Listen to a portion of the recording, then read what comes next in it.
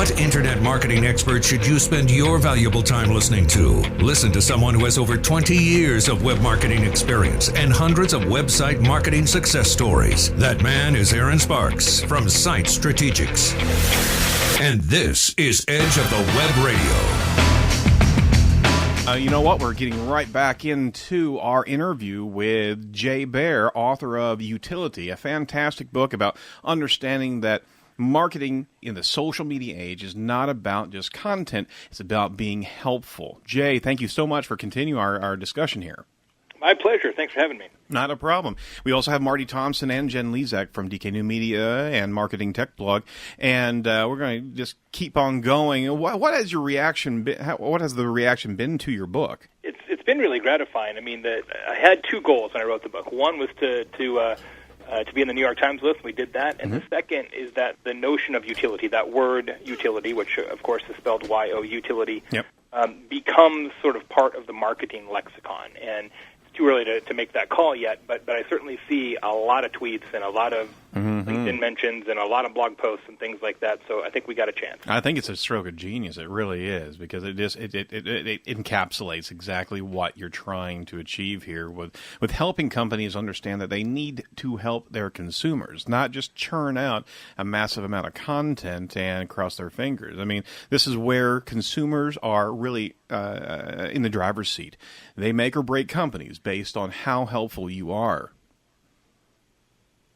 Oh, no question. And one of the big keys to that is understanding that when you go out to be helpful as a company, it's not always just about your own products and services, right? The trick is that you find a way to do what I call in the book, to transcend the transactional, to build relationships with customers that are still relevant to your products and services, but aren't necessarily about your products and services per se. One of my favorite examples is from Columbia Sportswear. I think everybody knows, right? They make jackets and outdoor gear and stuff, right? So they have a mobile app that I love that we do the case study of in the book called What Not to Do in the Greater Outdoors, K-N-O-T. Yep. It's an animated app that shows you how to tie knots, like literally on your phone shows you how to tie knots. So if you're camping or hanging off the side of a cliff, that's super useful. If you are on the radio, less so, like I'm tying no knots at this point, nor do I expect to. But you never know. You never know. But what I love about that is that Columbia Sportswear doesn't sell rope, right? They're not in the rope business. So the obvious play for those guys would have been to do a jacket finder app. Tell me if you're going to be in rain or snow or whatever, and we'll recommend the best jacket to you. Well, that's modestly interesting, but you're going to use that one time. This app you'll use every time you need to know how to tie a knot. It'll just stay on your phone, and you'll keep bringing it back every time you need it. That's right. And what that requires, and what Columbia did so nicely in that, is they gave themselves permission to make the story bigger. And that's what utility requires sometimes, is that, look, it's not about your products exactly. It's about how can your brand be part of your customers' lives in a way that still ties back to your products, but isn't necessarily about your products. And that requires you to sort of rethink what kind of relationship you can have with people. And on top of that, also developing a new undercurrent of value for the brand is that the company is perceived as not a continuous solicitor of business. You're actually reaching out to the consumer base and actually giving something back. Oh, absolutely. I love the way you said that. That's very well phrased. And in fact, even this show, right? You think about the businesses that you guys are in. Right. You're not talking about yourselves so much on this show. You're not even talking about the work that you do necessarily exactly. But this show and the education that you provide to listeners builds a well of goodwill for your company. And is everybody who listens to this show going to become a customer? Of course not. Yes, they are. Yes, they are. Everybody who uses the Columbia, hopefully, but probably not. The same way that everybody who uses the Columbia Knots app is not going to buy a Columbia jacket. But some of them will. And if some of them who use that app become customers who wouldn't have been customers otherwise, or those who are already customers advocate on behalf of the brand because of that app, well, now we're talking about real ROI, and that's what we're shooting for. And Jay, I'm really hoping that this that the utility evangelism, if you will get marketers thinking once again about, we should all be very adept at understanding things like buyer personas, which you don't make up. You actually understand buyers, consumers, by actually having conversations with them.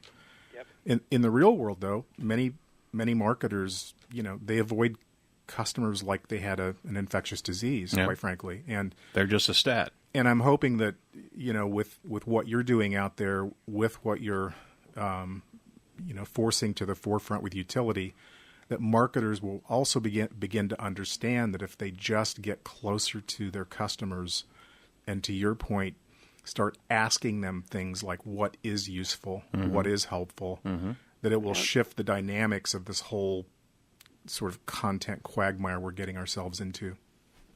Thanks. Yeah, I certainly hope so. And you're exactly right about knowing your customers. I mean, what it really requires to do this well is insights, not just data. Yeah. And it's not the same thing. Like, as we said, I've been doing this a long time now, and it's amazing how much data we have.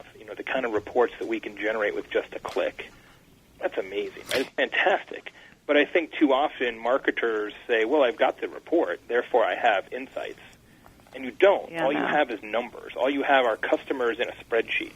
And while this may sound hopelessly old school, what I advocate, not only in the book, but certainly in person when I give presentations of Youtility, is to actually go out there and talk to your customers, whether it's a series of interviews or focus groups or individual one-on-one surveys.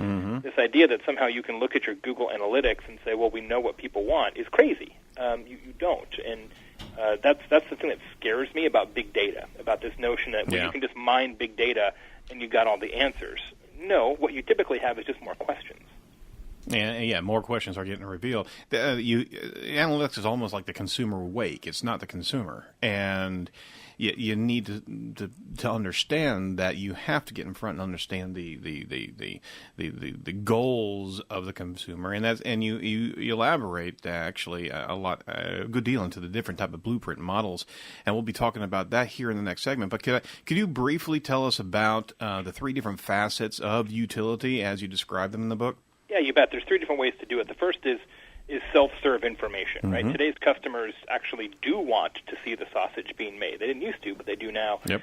And so people are hyper-researching everything. And that's partially because, as you mentioned at the top of the show, people have high-speed Internet access at all times now, right? Mobile penetration, 57% for smartphones in the U.S. now. So everybody can get – there's no friction to knowledge anymore, right? There's no impediment to learning. So people will research everything, right? I spent 20 minutes deciding whether I wanted a different, hamburger from Steak and Shake the other day, and that trend is just going to continue. So you have to win the war of information and communicate a lot more about your business than you ever had in the past. Remember, everything's better with bacon.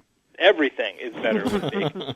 The second thing is radical transparency. Is being very candid about your business, including its shortcomings.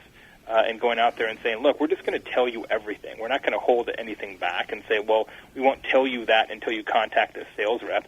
A complete pet peeve of mine, and hopefully yours as well, is when you see some sort of software package, and there's so many nifty sort of social media, content marketing, SEO softwares out there now, and you go to see what it costs, and like, well, call customer service to get a price quote. And I'm like, seriously?